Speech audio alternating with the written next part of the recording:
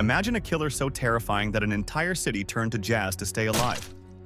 In 1919, New Orleans faced a nightmare. The Axeman, a brutal murderer who forced people to dance for their lives. And this story? It's one of the strangest you'll ever hear. So here's the deal. The Axeman, he's out there, strolling through the streets of New Orleans. Slick black shoes clicking on the cobblestones, acting all casual like he's just a guy out for a late-night walk. But behind that cool demeanor, he's a cold-blooded killer, and his weapon of choice, an axe, borrowed from his victims' own homes. For months, he's been breaking into houses, creeping through dark rooms and attacking people in their sleep. Most of his victims are Italian grocers. He doesn't steal anything. No valuables, no money, just their lives. He slashes throats, smashes heads in, and leaves his bloody axe behind as his signature.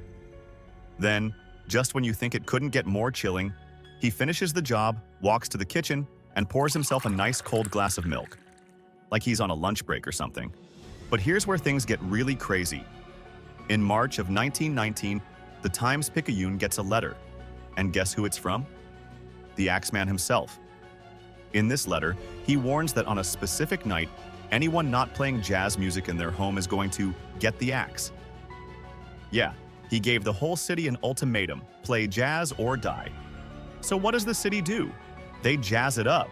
The night he promised to strike, every single bar, restaurant, and house is blasting jazz music. People are partying like their lives depend on it. And well, they kinda do. Musicians everywhere are playing for their lives, filling the streets with sound, and guess what? The Axeman doesn't show up. No one dies that night. And just like that, the Axeman disappears. No one ever figures out who he was. He's never caught, and the murders stop as suddenly as they started. So yeah, this is a story where jazz literally saved lives. The Axeman of New Orleans, a killer who terrorized a city but also gave it one of its most legendary nights of music. Creepy, right?